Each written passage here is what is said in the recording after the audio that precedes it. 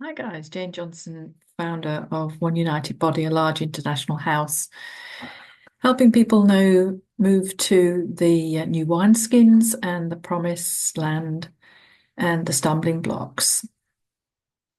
And what is the journey as well, and how to do that journey. I want to talk today about sharing the new wineskin, which many of us have a desire to do when we find such exciting truth and revelation.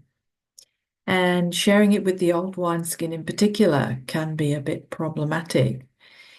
Um, and to warn you from personal experience and also from revelation that I've had.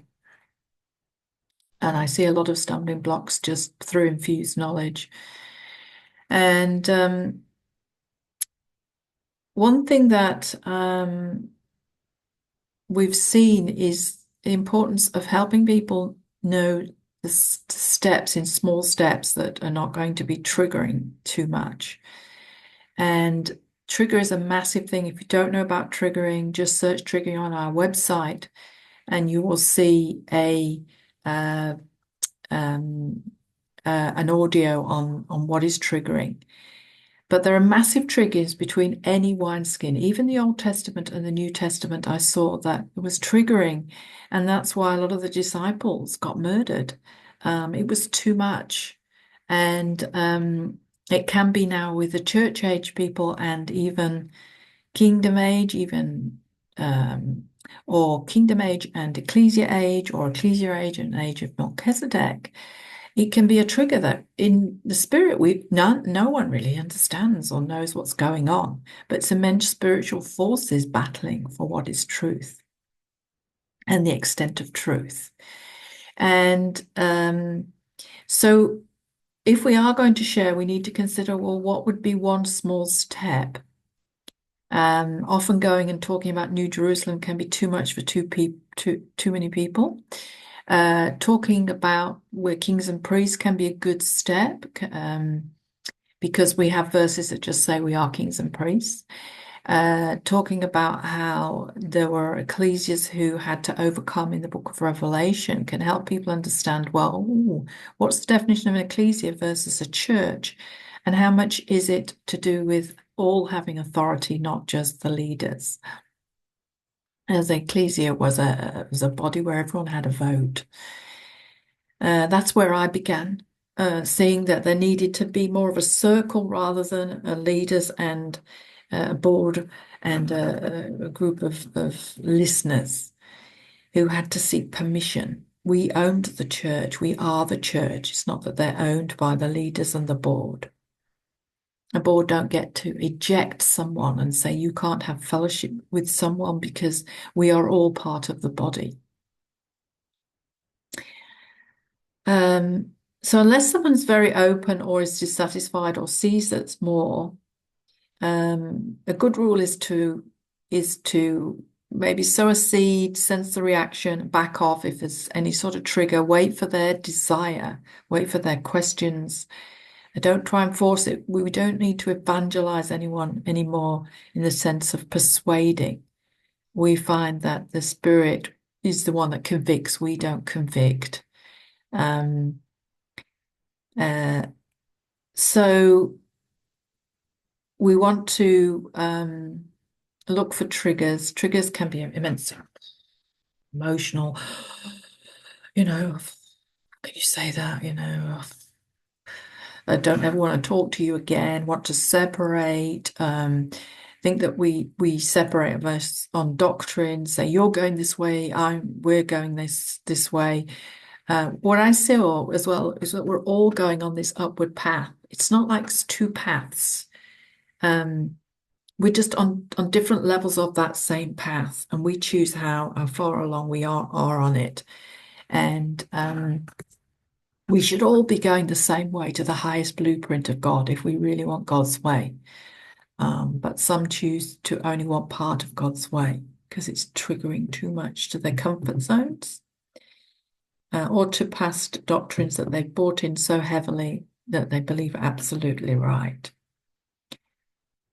So generally, anyone who's very interested in a church is probably best to avoid talking to. Don't certainly unless you're called very strongly by Yeshua, uh, don't go back to a church to try and persuade them. Most won't change. Some will. Not all churches we see will need to be, you know, disassembled. It's a good assembly of people. We know many churches that have managed to restructure, and the church is not wrong. We all had that as a revelation and participated in it, and we want to use that acceleration of the groupings of people. But some will just reject you, and has had many fathers seen that they just ask them to leave. Govern before you try and reach out in the spirit. Many make that mistake, or many make the mistake of just being themselves, thinking, well, I could just share my own revelation, but can be too much. Often sussing out who an ecclesia rather than a church can be better. Ecclesias are often where they do a lot of discovery, a lot of encounters, less governmental work. They might do a lot of dialogue groups, and are usually more open, are used to the language.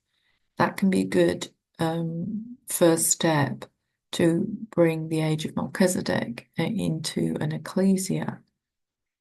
But if it goes wrong, be at peace. Often that it's the clashing of wineskins as opposed to anybody doing anything wrong. And it can be a learning experience. We often don't know the reaction until we've crossed boundaries.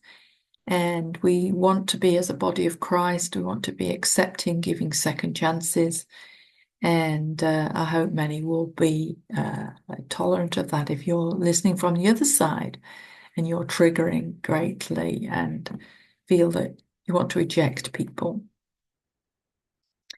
It's only part of our work, it's a very small part. And we've seen that evangelism, in the way we do it, we can find accelerated methods. A lot can be around governing over the world now, as opposed to reaching people one-to-one. And so look for those accelerated methods, and don't feel as well that you need to have conquered all the kingdom age principles before we can move to the ecclesia age. Often it doesn't work like that either. So many want to do the transition as well by staying in church and doing the new wineskin. We find that really hard.